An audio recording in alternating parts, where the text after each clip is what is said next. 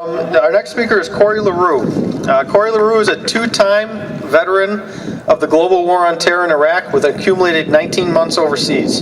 He is also a local business owner. He and his father operate an automation company right here in Bowling Green, Ohio.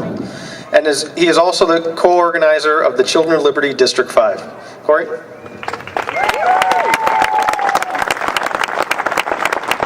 you, Connor. I usually don't have to raise the mic. That's awesome. Days like today, I wish Elgo was right. I'm freezing. I wanted to welcome you guys all out. Like Connor said, I'm one of the organizers, co-organizers of the Children of Liberty District 5. This event could not have been done without you, because if you weren't here, I would just be, talking to the trees, not hugging them. All right, I want to read you this. It's from your point of view. It may not take place this year. It's probably never taken place to you, but some of you may be able to relate to it. You've been on a crowded, cramped, and disgusting smelling ship for nearly 3 weeks. All of your earthly possessions are gathered into a sack that you carry in one hand, while your other hand clutches the hand of your small child. Each day you've been traveling has taken you further away from the place that you have called home since you can remember, and you know that no matter what happens, you'll never return. Upon arrival, you and your family are shuffled with the other hundreds or thousands from your vessel into an enormous processing room where those you've been traveling with are subjected to medical exams, followed by a reviewing of your paperwork and your intentions. If all goes well, you, your family, and your bag of stuff is shipped out towards your final destination in less than half a day. For these people, many of whom are your relatives, this was the first taste of the new world, of the United States of America. Can any of you here imagine leaving the United States to travel by boat to another land, another continent that you've only heard stories of, and if you're lucky, maybe seen a few pictures of? Of course not. It's not even in our heads, because why would we ever leave this great country? Of course, you've already figured out I'm describing the events that unfolded day after day at Ellis Island. They accepted immigrants from all over the world from 1892 to 1954. And over 100 million people from all over the world risked their lives to give their children and grandchildren a better life than they had lived by coming to the United States of America. How great is our country that people would come from all over the world and face horrible conditions to get here, just to get here.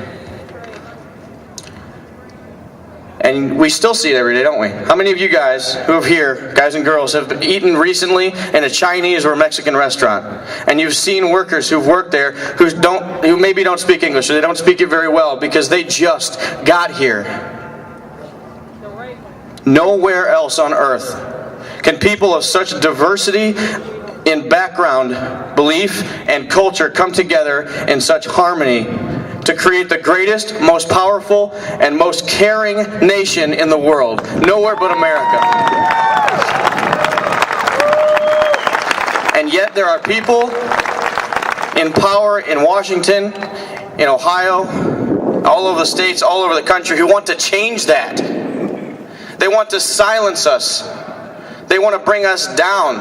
They want the people who are here today, of all different colors, of all different backgrounds, to not be able to gather, to not be able to speak, to not be able to believe what they were raised to believe, to do what they were raised to do. That's the freedom that is on the line today. And more bad policies are passed every day. I want to touch on health care for a little bit. I agree with Nick Samantinger. Yes, we needed some form of reform. And I've heard people say, well, it's a step. It's just a step. It's a step. Well, it's a step in the wrong direction. Health care already exists for everybody. If you break your leg, well, he can't walk into the hospital. If you make it into the hospital, you get fixed. It doesn't matter what color you are. It doesn't matter what neighborhood you live in. It doesn't matter what kind of car you drive. If you walk into the hospital, you get fixed today. And in places like Canada and the UK, your dog can get an MRI before you do. And when it comes down to it, when it boils down to the true intentions of this health care, those of you back there who are cheering and want universal health care, how much more of my money do you feel entitled to?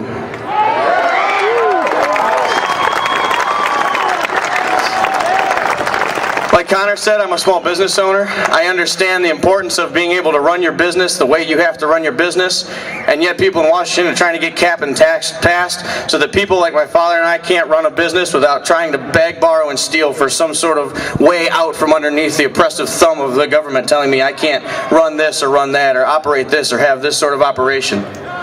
America was not built on that kind of restriction. America was built by the men and women who braved the highest heights of a skyscraper with nothing but boots. America was built by the men and women who hung themselves off of the edge of the almost completed Mackinac Bridge to get across to the Upper Peninsula so we could have an economy that thrived, so that our money could be used for good. And so what do we need to do? Well, we're here, we're all conservatives, we know what we need to do. We need to get back to the basics of conservatism, back to the freedoms, the true liberties that are guaranteed to us by our Creator. Among those are life, liberty, and the pursuit of happiness. I don't hear healthcare in there, that's just me. You earned that. That's your responsibility. We need to get back to the personal responsibility that our forefathers so valiantly spoke of. You know what? If you want it, get it. By any means necessary, and in a free country, all those means that are necessary are there. Don't expect me to give it to you if you haven't earned it.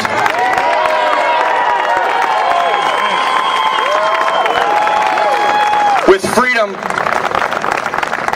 I was taught this by my father and my mother. With freedom comes responsibility. I had my freedom taken away sometimes when I wasn't so responsible with a car or a girlfriend. The problem is our freedoms are being taken away for no reason other than the fact that there are people out there who feel as though they deserve it and you do not. And so we need to get back to personal responsibility.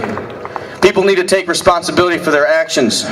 Don't kill an inconvenient child and call it choice. Don't make excuses based on your ethnic background. Just get out there and get the job done.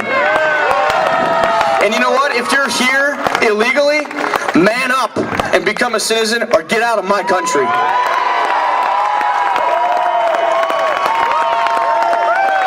And most important of all, we need to get back to the American family. Sit around your dinner table tonight with your family and have a meal. Care and love on one another. Care and love on your neighbor the way that Christ commanded us. Love the Lord your God with all your heart and with all your soul and with all your strength and all your mind. And love your neighbor as yourself.